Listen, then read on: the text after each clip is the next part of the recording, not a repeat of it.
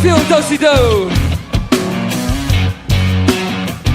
Welcome to Clay Mountain and Friends. Y'all make some noise for Kyle Garrett.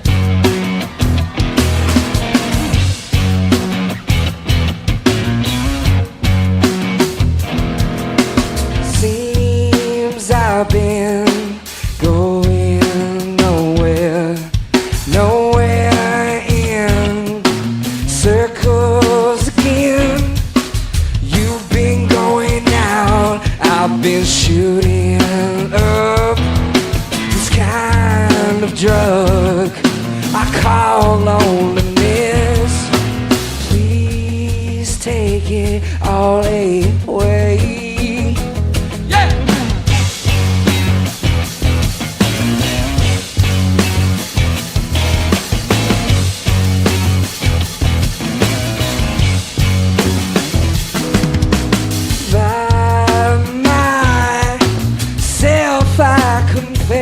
I've been slow to see what a mess I made for you.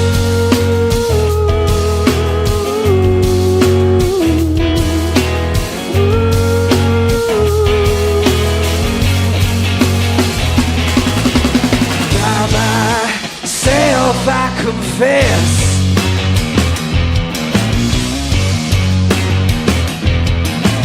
by myself I'm a mess.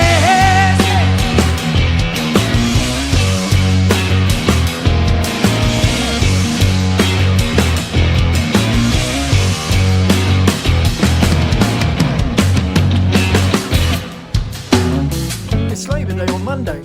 I love Labor Day because it's an extra day off I wouldn't get in England. Haha, kind of like Columbus Day and Michael Jackson's birthday. Anyway, next Monday, the big Blues Barbecue, WRFG, in the park, by the tavern, 7 hours of cool music.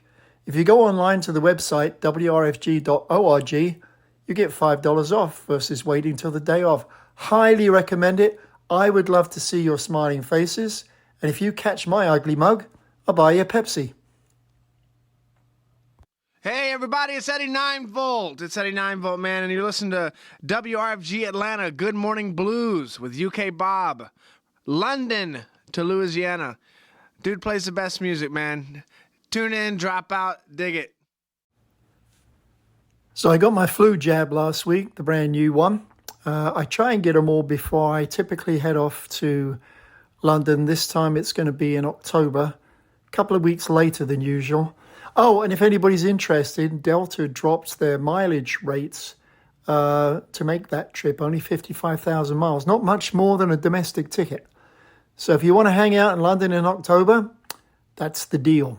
Anyway, I'm waiting on the new COVID update, which will be in about 2 weeks, I think, from second or third week of September. I think they said there's a brand new strain out there. I already know several people that have got sick.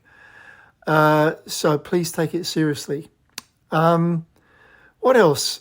I'm in the mood to go back down to New Orleans, which is where we started, for some live stuff from one of my heroes that's now passed on. So we're going to go back to the Crescent City Blues Festival and listen to some of him.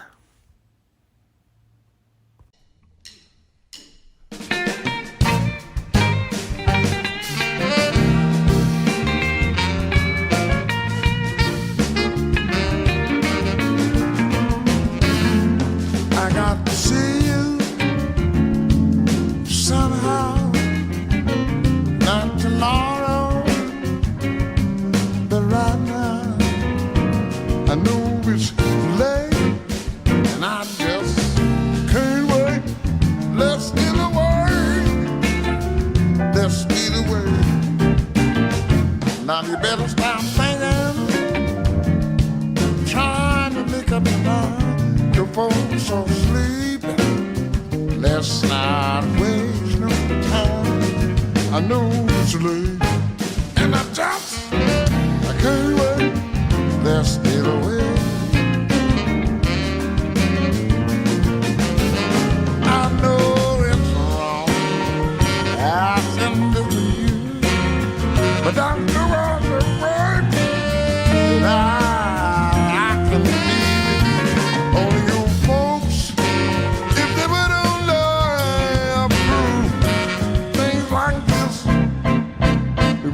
have to do. No, I won't tell nobody else. I'm gonna keep it to myself.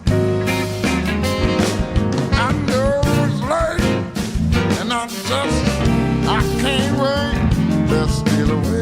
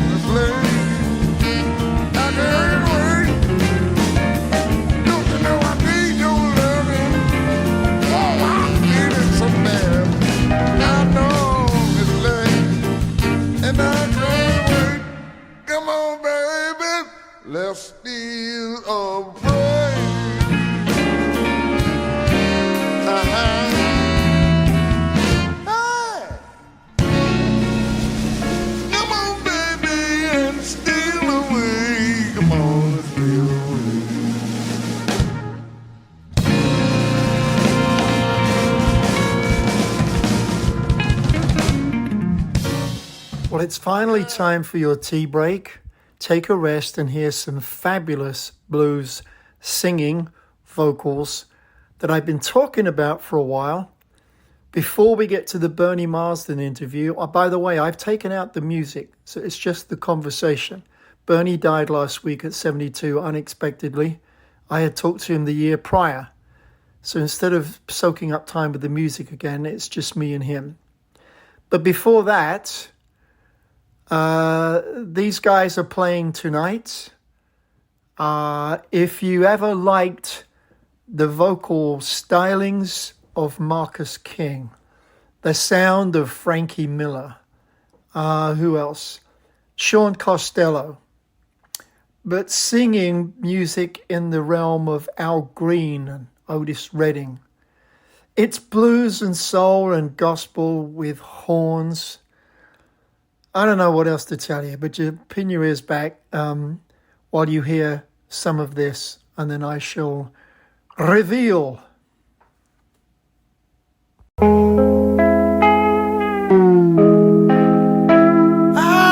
love my baby,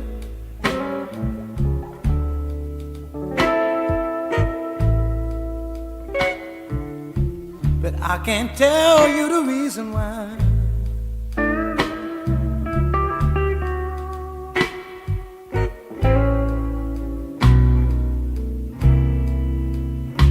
I love that woman.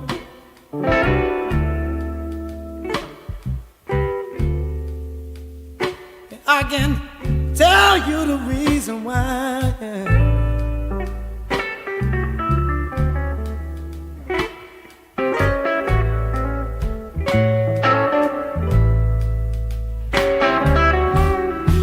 The things you've done to me, sometimes wanna make me lay down and die.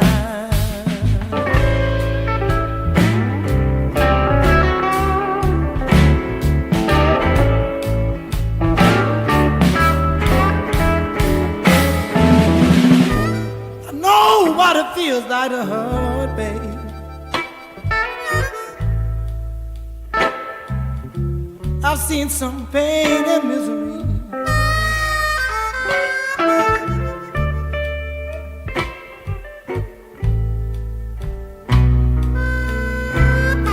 Ooh, I know what it feels like to hurt, babe. I've seen some pain and misery, babe.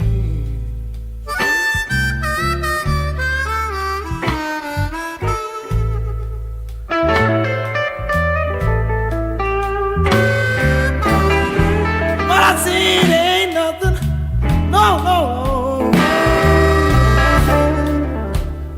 to these things that you done.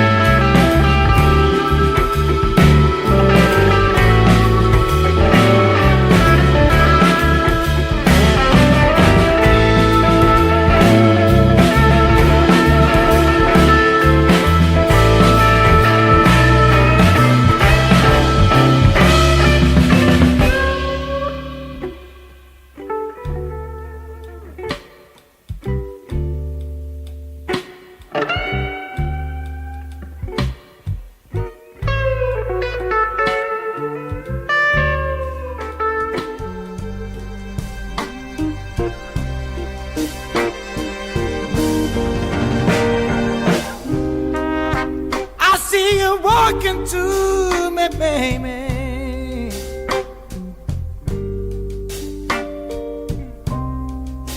with your arms out in the flame.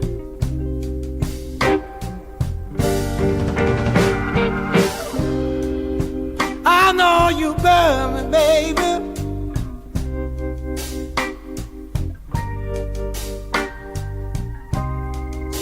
but I wanna hold you all the same.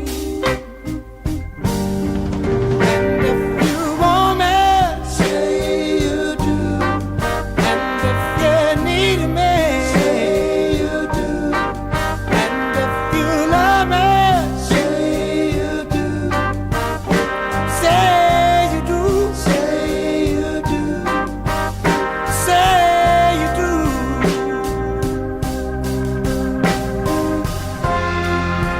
And if you can't stand aside of me, walk on by, walk on by, walk on by.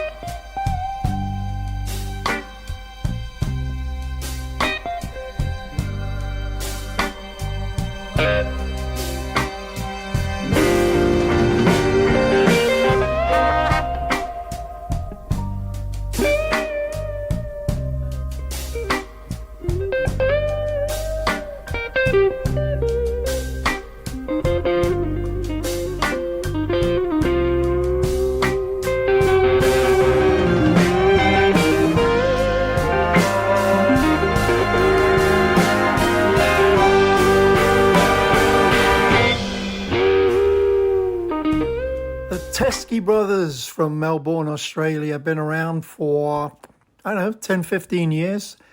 Don't seem to get enough press over here. They are on at the Tabernacle tonight. Trust me, superb. Josh, the singer, what a voice, and his brother, very bluesy guitar. They do upbeat stuff too. I was just giving you a tea break. Let's now turn my attention towards August 21, the second interview I did with the great Bernie Marsden. We may have some time for some more music at the end.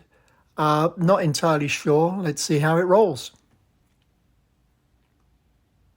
Our golden anniversary celebration keeps going with WRFG's 38th annual Labor Day Blues Barbecue. Please join us at the Park Tavern in Piedmont Park on Monday, September 4th for a great day of blues. Two of the world's best female blues singers top the bill. Kat Riggins, straight from Miami with her soulful six-piece band. Eyes like espresso when I'm feeling the buzz. She got eyes, yeah, she got eyes.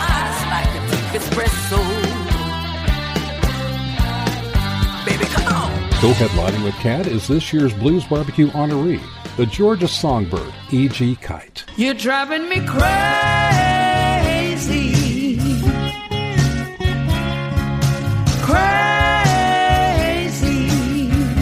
Atlanta's own William Bluesman Reed and the Juke Joint Dukes will bring their traditional Chicago and Delta blues to the barbecue. I know you'll jump to the sounds of Jackson and the Nightcaps. The Park Tavern will be serving tasty barbecue plus their own craft beers and cool libations. And no Labor Day Blues Barbecue would be complete without our multi-prize raffle. Tickets are $20 in advance via WRFG.org or $25 at the door. Kids under 12 get in free. Hope to see you at the Park Tavern on Monday, September 4th for our 38th annual Labor Day Blues Barbecue. The doors will open at noon. The music will play from 1 to 7 p.m. You'll find the Park Tavern at the corner of 10th and Monroe Drive in Midtown, overlooking Atlanta's Piedmont Park. Additional funding provided by the Atlanta Blues Society, Cathead Distillery, the Big Green Egg, and the Fulton County Arts Council. Proceeds benefit WRFG 89.3 FM, your independent community radio station since 1973. It's Good Morning Blues, and it's Thursday, which means you get to talk to someone super interesting. And I'm not going to let you down today because we're on the phone with the very talented blues man somewhere in deepest, darkest England, Mr. Bernie Marsden. How are you, Barney? Good morning. How are you? Jolly good. Did you have vodka on your cornflakes this morning? No, those days are gone. Those days are gone. I think, not that they ever really happened, but I know what you're getting at. Well, that's because I'm such a wimp. I don't drink, never have. Now, at the grand old age of 65, people ask questions. What happened? No, nothing happened. There is no YouTube. I just never liked it, you know. That's fair enough. But you're in the minority in my world. Yeah. Yes, I am aware of that. I'm reminded. But my wife is thrilled to have a permanent chauffeur, so that works for her. Yeah. So this album, Kings, we just got a hold of it last week, played a couple of tracks, loving it, and apparently you're blaming Billy Gibbons for this.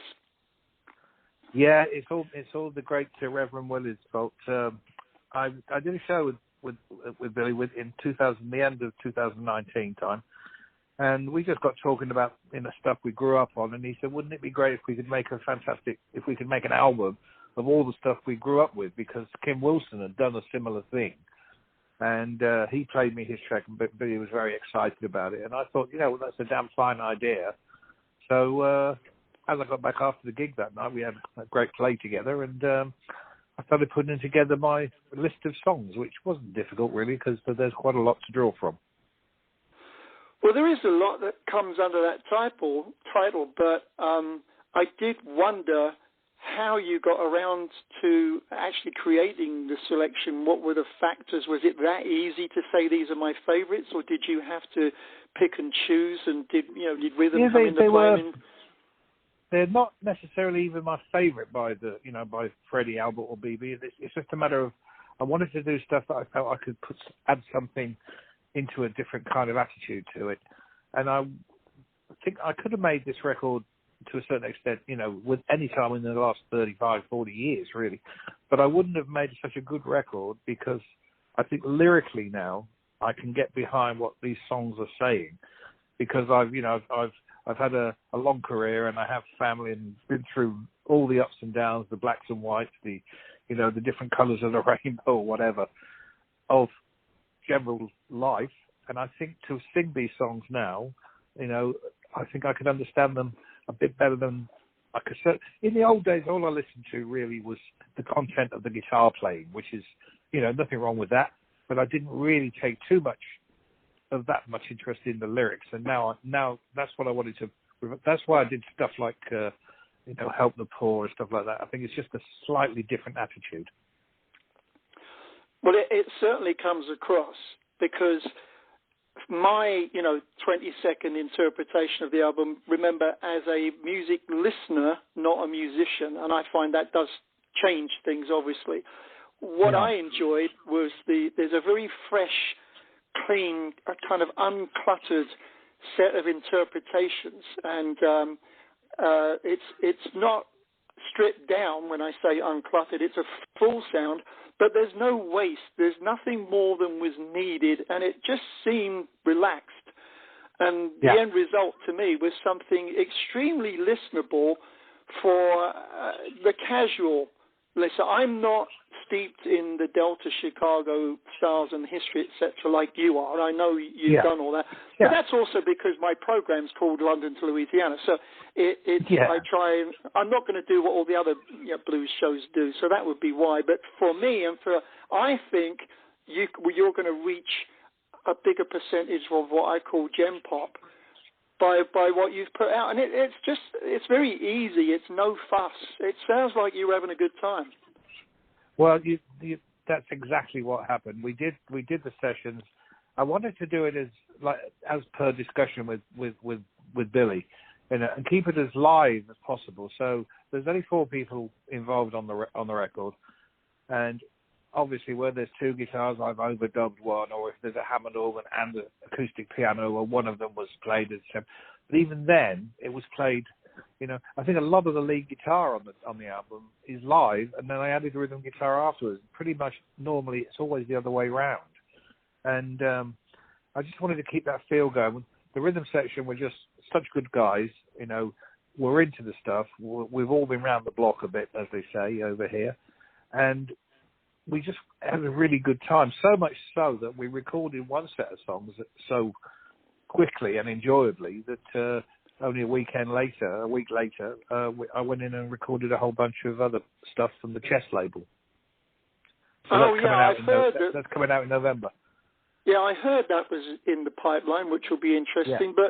But you answered one of my thoughts when you said there was just the 3 of you. It has to be easier, where it's just the band, no people stepping in and out, no guests, just heads down, no nonsense. Because I feel that it definitely comes across. Yeah, there's just the 4 of us, the engineer, and that, and then my dear wife came over to cater for us on her birthday during one of the sessions. Even then, oh my God! Well, that was cool because we were kind of up against it a little bit time wise, and we were recorded rurally out in Oxfordshire, where you know what that's like, and to break just to go for supper or for lunch really would have taken 3 hours. So I thought, so she said, no, I'll come over and I'll bring stuff over. So we ate in the studio basically, during one of the sessions. That's the kind of attitude. It was like a family thing. It was great. Yeah, very much a hideaway. You're going to owe her even more than you ever did before now for doing that. Absolutely, yeah. As if I could ever repay. There you go. I was going to ask you about why Oxford. Did you have a coupon for the studio or something? No, the studio there is quite legendary over here. It belonged to Fairport Convention through the 70s and 80s, and it's a converted. I was going to say church, but what do we call the smaller churches over here? I forgot. Chapel, that's it, you got it. And it's really, really good and very, very, I don't know, what's the word, authentic, really, but with modern gear in there. But the actual live room is still the church, the chapel hall itself. And that explains... There's a lot of wood in there, and it's really cool. That explains the name of the town. Barford St. Michael sounds rather glamorous, and Woodworm Studios. I mean, yes. I didn't know it. I didn't know the background to it. Mind you, I didn't look it up either, and it never occurred to me. Yeah. There's been some pretty well-known recordings made there over the years. If you're in that Fairport Convention fraternity, And that makes it super interesting. I had some musicians we were just talking about Austin, from Austin some years ago, come across, and a couple of legendary writers. I don't know why they were on this little acoustic tour, played in 100-year-old wooden church in North Georgia, like by the river on a mountain kind of thing, and the acoustics were phenomenal. And I took video of that show, which still today people ask me, go on, play it again. It's just weird. Yeah. But, No, well, look, let's give people a listen to what we're talking about. We're going to play track 2. Keys to the Highway, because I particularly like, there's a very rich opening to this song. So those of you that are late to the show because you're driving around 285 and you're complaining about your boss or your mum or something, just don't forget, it's much nicer if you just kick back, take your foot off the pedal, and just turn the music up, and none of this is going to matter. Good morning, blues. This is Marcus Malone on the other side of the Atlantic in jolly London, England. You're listening to my top mate, UK Bob, playing the best of British blues on WRFG Atlanta. What a way to start the day. Oh, yeah. So Key to the Highway there, Brunsey, right? The great Big Bill Brunsey. Yeah. I heard that probably when I was about 16 or 17 the first time round, and again, you know, I thought it was just a cool tune because it's slightly different chord changes and stuff. I then fell in love with the Derek and the Dominoes version of it. I thought that was really pretty cool version of it, but Freddie King did a pretty marvelous rendition, and I've just thrown in that opening riff. That's a bit of my attitude to the track, and then I've gone kind of through the Freddie King arrangement of it because he did a good job of it, and I thought, well, if I'm going to do a King album, I'll do his version of that. It's again, lyrically, it's got everything. Well, you see, that's the thing. You pick something and you make it sound so simple. You say, well, that was my attitude to the song. That opening is what caught my ears and said, I'm going to hang around and see what the rest of it is. And literally, because, and like I say, remember, I'm always talking as a listener, not a musician. But and the organ work on it. I know Bob Hadrell from the Barcodes and the Incredible Blues Puppies. Lovely bloke. Yep. It comes out very clean on this album. One of the things I liked across the album was he would often be on what sounds like an old school upright piano, which I always liked the mix. Yeah, there was two pianos in there. There's a grand and an upright, and Bob's very adept. Bob's one of these guys who it's what he doesn't play that makes the difference. And he's a really good guy. He's kind of undersung, one of the Brit guys who have been around a long time. And, you know, just the musicians know who he is. You know, he's not like a publicly known figure really, but musicians, if they need a good piano player or whatever, and you know, they'll all have Bob's number. No, it's very true. That's the only reason that I knew who he was, is because of all the stuff he's played on, where he's just, you know, one of the session guys or one of the band. But the thing that you know made sense to me for this album, again, it's all part of a list of factors that make the whole listening experience so enjoyable. When he's on, and I love particularly the B3 on an organ basis, but whichever unit he's playing on, it's a very underpinning sound. It's right where it should be and nothing more. And it's a very clean element, if that makes any sense.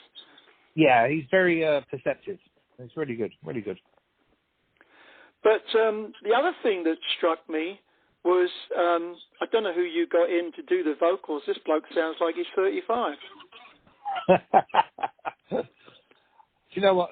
I've done a few interviews about, and people have said about the vocal on it, and you know, which is very nice. I mean, I've always been I always will be. I'm a guitar player who sings. You know, when I was about 18, and we had a couple of singers around about there who had those extra 2 or 3 octaves, and man, I wanted to be able to do that, but I just could not do it. So I resigned myself to being the guitar player. Then I got thrown in at the deep end to start singing at some point. I mean, I've always been quite confident in my voice, but I've never pushed it to the point where you say, well, how do you look after your voice? It sounds like you really looked after it. And the truth is, I haven't really. I don't warm up before gigs or anything like that. And I don't abuse it, and I don't, I've never smoked or anything like that. Maybe that's a problem. Maybe that's why I don't have the other octaves. I don't know. But, it's nice to be able to interpret the songs now at the age I am, and to come across making them sound how they should sound. Well, all I thought of is it's the best vocal from you that I can recall, number one, but it also felt like you weren't making an effort, not that you were being lazy, I mean you weren't pushing. Yeah. You said you had pushed. It didn't sound like that. And then the third part of that when it comes to vocals, it also, the way you deliver and this type of voice very much fits the songs that you picked. Well, thanks for that. I mean, it's it's difficult for a guy from what I call the Southeast Delta of England to be singing songs that were written about the Howling Wolf, or they were written specifically for Freddie King. There's a line in one of them where I was 14 years old when I first heard the Wolfman call. Well, that wasn't me, but I just thought the song was great. What a story. And sometimes I feel a bit self-conscious of singing those lines, and hopefully I might make it sound a little bit easier when I do it. But I am conscious, as I say, very much of the way that these songs were prepared for these artists. And when you write specifically to somebody and then somebody else is singing it, it does kind of change your attitude a little bit. But I wanted to retain what the originals were.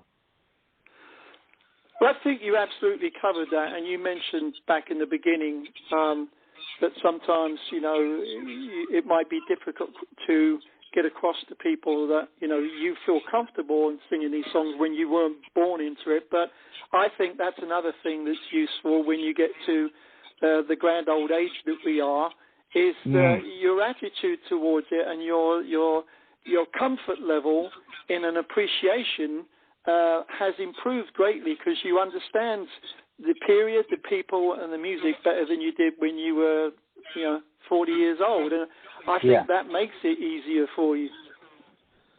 I was very, very fortunate, or whether I don't know, maybe not use the word lucky.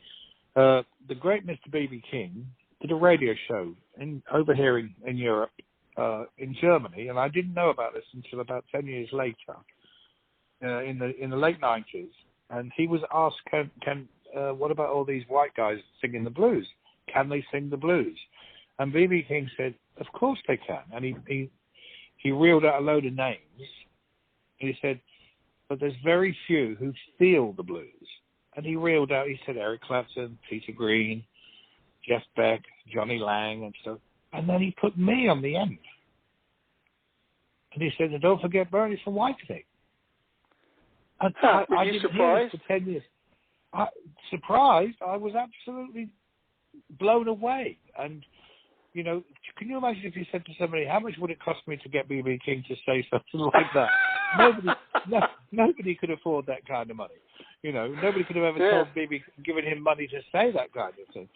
And I think what it did was instill some kind of quiet confidence in what I was doing. And the way that he said, people can play, because obviously with people like Peter Green Jimi Hendrix playing blues was fine, absolutely fine. Yeah. But what he said about that thing about feeling the blues, that really had never occurred to me. But I know what he means now. But it's taken me another 20 years to realise, I think, what he meant. So there you go. No, it's absolutely right. But there's no better endorsement, is there, to make you think that when you've got that kind of approval, then you march on. But it is very much a feeling, and what I'm picking to play. As you can tell, 20 years later, I'm still telling people I was still proud. Well, let's hear a bit more. We're going to skip on to another track. This time we're going to stay with the highway, as I'm worried about people in their cars this morning. We're going to move to Freddie King. Do his Living on the Highway. I think actually written by Leon Russell, if I'm correct. His track 8. We're talking about a brand new album. You've got Bernie Marsden on the phone here talking about Kings, just out, I believe, in the US next week. Where are we? We are the 12th of August. Yeah. So this week or next. Anyway, it'll be very current. You can go to all the usual suspects and find that. And this is the reason I'm going to play this is because traffic can be a little crazy, and now that everything's open again and we've all raced around and got vaccinations, and I've forgotten how lovely it was about a year ago when I would get in the car, drive through the city, and I was the only one on the road. It was kind of an odd feeling, but that's all gone. It's back to chaos, so everybody be careful out there. Living on the highway, like I always tell you, take your foot off the gas pedal and just kick back and turn the music up. It will be all right. You're going to get there the same time as everyone else. Bernie Marsden, Living on the Highway. It's our golden anniversary, and we're going to keep the celebration going at WRFG's 38th Annual Labor Day Blues Barbecue, Monday, September 4th at the Park Tavern in Piedmont Park, featuring this year's Blues Barbecue honoree, the Georgia songbird, E.G. Kite. I've been banging my head up against the wall. You've been paying no attention at all. And headlining along with E.G. is Kat Riggins, straight from Miami with her soulful six-piece band. I ain't never been one for giving up. I ain't the quitting kind. So when life gets hard, and it always does, I don't pay doubt no mind. Atlanta's own William Bluesman Reed and the Juke Joint Dukes will bring their traditional Chicago and Delta blues to the barbecue. I know you'll jump to the sounds of Jackson and the Nightcaps. The Park Tavern will be serving tasty barbecue plus their own craft beers and cool libations. And no Labor Day Blues Barbecue would be complete without our multi-prize raffle. Tickets are $20 in advance via WRFG.org or $25 at the door. Kids under 12 get in free. Hope to see you at the Park Tavern on Monday, September 4th for our 38th Annual Labor Day Blues Barbecue. The doors will open at noon. The music will play from 1 to 7 p.m. You'll find the Park Tavern at the corner of 10th and Monroe Drive in Midtown, overlooking Atlanta's Piedmont Park. Additional funding provided by the Atlanta Blues Society, Cathead Distillery, the Big Green Egg, and the Fulton County Arts Council. Proceeds benefit WRFG 89.3 FM, your independent community radio station since 1973. So that's another driving song to support the people that are a captive audience in the traffic. Like I say, you can play this whole thing, soup to nuts, and enjoy the fact that it does all connect, and it is a very relaxed, but it very much has your DNA. It's not somebody doing covers. I don't hear that at all, and I would be critical. It's the reason I don't go see. I don't mind the occasional tribute band if they're very good at what they do. But this is nothing like that. This is, without changing too much, making it recognizable, but absolutely has your blood vein running through it. So, again, the fact that that's such a natural delivery, because you were certainly having a good time, I think that's all part of getting it right. I never saw it as a tribute album. I always talk about it as a thank you album. And without these guys, I discovered all three of these guys retrospectively after Clapton, Beck, Green, Hendrix, because they were the guys they were talking about, the people that influenced them when I was 16 or 17. So I only discovered them, after the English guys had recorded their material. And I realized then how much they influenced my guitar playing for the next, forever. They still do. I still listen to BB on a regular basis, or any of them really, or go to YouTube to find performances I may not have seen before and stuff. And I still get excited, and a tingle, is always there when I see Freddie King play. I was lucky enough to see him play live on many occasions over here in England, and I just treasure those evenings where we drove out, distances to go and see him, and there he was, like 1 meter away from us, and up on a big man, as standing on a 4-foot stage. He became like 10 feet tall, and he played like it as well, and that's always stayed with me. Well, that's how you reach legendary status. I didn't know these people till I was probably 40 years old. My heroes were very different. My thrill would be standing, 6 feet from Stevie Marriott or Lee Brillo from Dr. Feelgood, or a very early 70s Rod Stewart. I didn't know. I was ignorant to all that, and it's not because I was living in England. I didn't come here till I was almost 30. It wasn't that. My brain just wasn't there. My appreciation came much later. And I've seen in the 30 years I've been here how people do really worship those guys, and now I understand why. I didn't at the time, you know? Yeah, yeah. And, you know, when I got to talk to, you know, because I was fortunate enough to get to know Mr. King, B.B. King. I always called him Mr. King, always did. Call me B, Bernard. I never did, I always called him Mr. King. And he used to tell me all sorts of stories, you know, about some pretty harrowing stuff. And, you know, about how the first time he came to England and how fantastically he was received and the way that he was treated. And, you know, and then he told me the other side of the coin as well. And, you know, what a fascinating, absolutely incredible man he was to sit down with on a one-to-one basis. And I'm so lucky to have been able to do that. But that stays with you as well, because you realise that whatever fame these people achieved by the time BB was into his 90s, you know, nothing changed the fact what he'd been through to get there. And I don't think he ever forgot it. And I wanted people... I mean, my daughter, when she was young, she went to Glastonbury. When she was younger, she's still quite young. And BB was on the bill, and I said to her, just do me one favour. Please go and see BB King play live so that when you're older, you can say you saw him. And now she does. And I think that's kind of like... That makes it sound everything's fine to me, because that you pass on a little bit, and she's very aware of that music now as well. It's funny, I've noticed that in a lot of people that were big, that they have retained some sense of normalcy. They treat people the same. They didn't change too much. Do you think it was the type of music? Do you think it's because they were American, or do you think it was the age they were at, you know? I just think it was the character of the person, really. You know, I think, you know, he was such a charming guy. One of the great things about him was, you know, these icons you have, that when you spend a few days with them, you know, on a kind of one-to-one basis, as if, not like you're in their band or anything like that, but you realise that he was the same as the rest of us, really, you know, on the road, grabbing something to eat after the show, or, you know, complaining about the overnight travel and stuff. You think, oh, well, that's what I do. Well, of course, because he's just a man, you know. But you know, this was BB King sitting down in front of me while I was trying to do an interview and bumbling away. And you know, but after that first time, he always made me feel totally at ease. The last time I saw him was on tour when him and my good friend, the late Gary Moore, were touring together. So that's kind of poignant now. You know, when I look back on that was the last time I saw them both.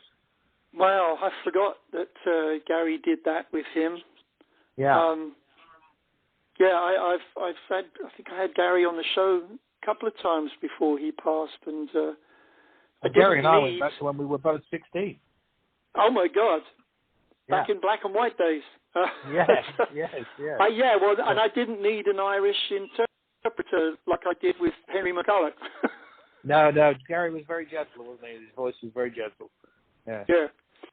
Well, like I mentioned right back at the beginning, I felt that this set and the way that you've presented the music and the vocal and the selection and the band is going to open a door into more of what I call a general population listening, that they'll have an appreciation that they don't need the history, they don't need to know more than to sit back and enjoy good music played well.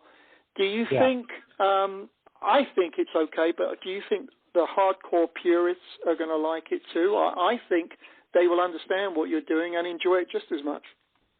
I hope so. I mean, you know, I haven't tried to make a record that's going to, you know, that's radically groundbreaking or anything like that. It's just me playing the music of the artists that I, you know, have a very important part in my whole career. But it's just, you know, the blues is good time music. The blues is blues, you know. Everything isn't that I lost my woman, you know. There's all sorts of blues. And I learned that from watching these guys over the years. And I think there'll always be somebody to say, you know, this is a guy from Buckinghamshire in England, and how can he possibly play the blues? Well, I'm playing the blues of the guys that I grew up listening to. So some people have already said that, you know, you feel like that you've done like we were talking about Gary briefly, but his breakthrough album, he was Still Got the Blues, and they're saying, are you kind of trying to do that? I said, no, not at all. Quite the opposite. I'm making a record, that I can be proud of and take out on the road as soon as possible, and as such, people, if it reaches a bigger mainstream, they say, oh, that's the guy from Whitesnake, that's the guy who wrote Here I Go Again, where that becomes the second part of the conversation. Well, then I feel that's pretty good, I mean, it gets a little confusing because Here I Go Again was number 1 in America about a month ago again, wasn't it? Did you know that on Billboard? No, I didn't know. I don't know. Was it used as a commercial or something? No, it sold about 5 or 6 weeks ago. It went to number 1 on Billboard again. Yeah. I don't remember the last time I looked at Billboard. Yeah, I know. Terrible, isn't it? Well, I got contacted by my publishers, to tell me. Oh, I said, surely this is a misprint, And does that mean you had a Securicore van backing up to the back door? No, that comes in a few months' time. Yeah.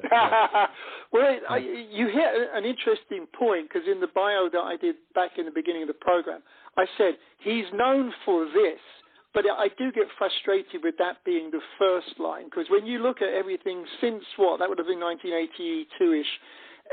Since then, gosh, 40 years of collaborations, solo albums. It's not like you've stopped, and none of it has been remotely like that. So I do get frustrated, but the same thing happens to all kinds of people. They get credited for something. You get. I mean, I've been fortunate, whatever say fortunate, or because that's what I do. I've worked with Jack Bruce, I've worked with Ginger Baker, I've been on the stage with the Allman Brothers. Joe Bonamassa, I wrote, most of Royalty with him in the last year and a half. Everything goes around, whatever, whether I'm playing with Government Mule, with Warren or whatever, it's just, I just get in the car and go, you know what I mean? I did do until 18 months ago. But that's been my, that's been my way of life really. And but it's always going to come back to Whitesnake because of the massiveness of Here I Go Again. I'm not, you don't quite, that's going to happen regardless, because especially in America where that song is such a huge, iconic rock tune.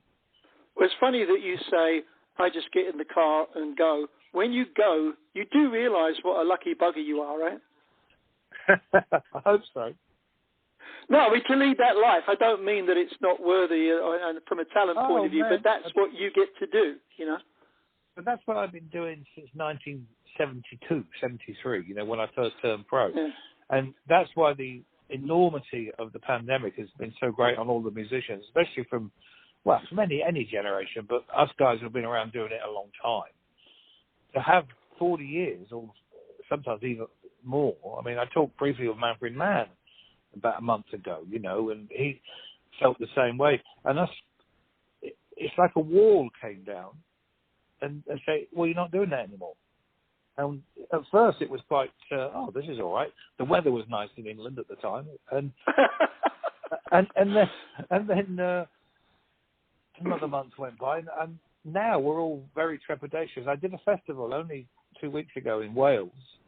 I had about 7,000 or 8,000 people there. And I honestly was as nervous as I can ever remember before I went on stage. And then I talked to the rest of the guys who I knew backstage who were playing the festival, and we were all of the same mindset. Because everybody none of us I've spoken to, 18 months. Pardon? Yeah, everybody I've spoken to, it's not their confidence is simply something that they've not been able to maintain. Their ability is there, but it's like it's been so long, and you wouldn't think 18 months is a long time, but as a traveling, living, breathing stage musician, I was sitting in Roger Chapman's house in May, a couple of months ago, and this is another relevant point. It's going to be 80 next birthday. He's still got, the most unusual voice, of course, and his fear was the fact of, I want to play live. It's what I do. It's what I've always done. And he was a little concerned, Everybody is. Everyone I speak to has had the same thing. But you know what? Everything's opened up over here about 7 or 8 weeks ago. Festivals started last weekend and are ongoing. Yeah. It's just going to take a couple of live gigs to go, whew, that feels good. I'm not worried anymore, you know. Well, I felt rejuvenated after the festival, and I did a private. Funny enough, I did a private party. Zach Starkey and I, and a bass player, we played at a private party the Wednesday after I'd done this festival with 7,000 or 8,000 people, and I think there were 50 people there, and we were again, all of us, really, we were looking at each other saying, "Are you nervous?" And said, "Yeah, really." And Zach, there's the drummer from the Who, you know, he said, "I feel a bit strange." I said, "So did I on Sunday, but don't worry about it. Once we start playing, you'll be fine." Well, you mentioned earlier Ginger Baker and Joe Bonamassa, which is a great segue to have me ask you how the Cream sessions went. Hey, you know about that, do you? Okay. They were really good, very different, very demanding, for obvious reasons. Ginger was in great form, both playing and verbally, shall we say. I'm trying to be polite.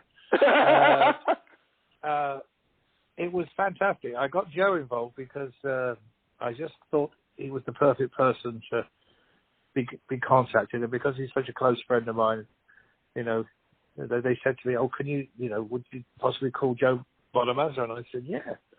And they said, "What's he going to cost? What's he going to cost?" And I said to him, "Do you want, they want to know what the deal is." And he said to me, "You're on the session, right?" I said, "Yeah, of course, yeah."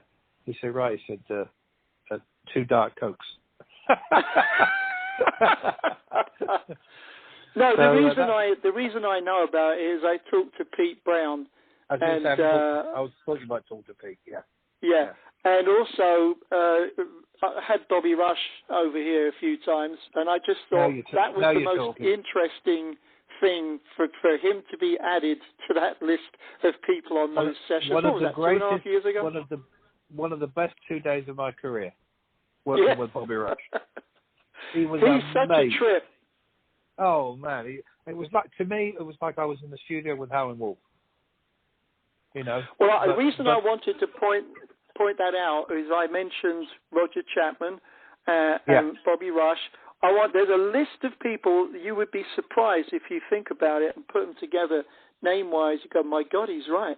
There's a list of octogenarians that are rocking it. Tom Jones was the #1 album in England back in April. Eric Burdon is 80, still killing it. And there's a great long list of these people, and I want you to think about that because you're 10 years behind them, and it will make you feel very good about the future. Well, thank you for that. I hope so. I mean, Manfred's in his 80s now. You know, these guys are they're just remarkable, really. I mean, one of the younger ones is what's Eric Clapton, 75, 76 now? He's up there, yeah. Yeah, Jimmy Page, Jeff Beck, and because you'll think of them as being these older guys. When I was 15 and living in total awe of these guys, they were the great ages of 23 and 24. Well, and I think they're old blokes, but it's the whole thing. I hope everybody gets a chance to feel like I did down at that festival, and for all that tension to, not all of it, but 90% of it went away. And, I thought, you stand out on stage thinking, this is what I do. This is what I do. And it was great. The crowd, I have to say, were just incredible. So all the crowds are out there going out to shows. God bless you. It's because it all comes from you. It does indeed. A very relevant point for us to close with a song, "Help the Poor." We're gonna finish off now. Those of you that tuned in late, you know the rules. You now have to get a letter of excuse from my mum. You can download it off the website and mail it in, and you will not be relieved of the $20 fine for not showing up to listen to the great Bernie Blues Marsden talking to us live from England about this terrific new album just out called Kings, where he's playing tribute. And we're going to close with his final contribution for this show anyway, Help the Poor, which is not as familiar as the others, but I think a lovely introduction into this album, a B.B. King song that maybe isn't on your top 10 B.B. King, but very well done, mate. Well, thank you very much. I mean, it's always a pleasure, and to know that it's being played over there in America is a bonus to me, because America in the last 18 months has seemed a very, very long way away, and I look forward to be able to travel again and get out there and, you know, get down to the south and see my friends down in Mississippi and get over and, you know, just hang out again, as they say. But I'm glad you liked the record. I really appreciate your time, and thanks for having me on. No, it was terrific. And don't forget, when you get in that car, go and do your bloody job. I fully intend to do so. It's Labor Day on Monday. I love Labor Day because it's an extra day off I wouldn't get in England. Haha, kind of like Columbus Day and Michael Jackson's birthday. Anyway, next Monday, the big blues barbecue, WRFG, in the park, by the tavern. 7 hours of cool music. If you go online to the website, wrfg.org, you get $5 off versus waiting till the day of. Highly recommend it. I would love to see your smiling faces. And if you catch my ugly mug,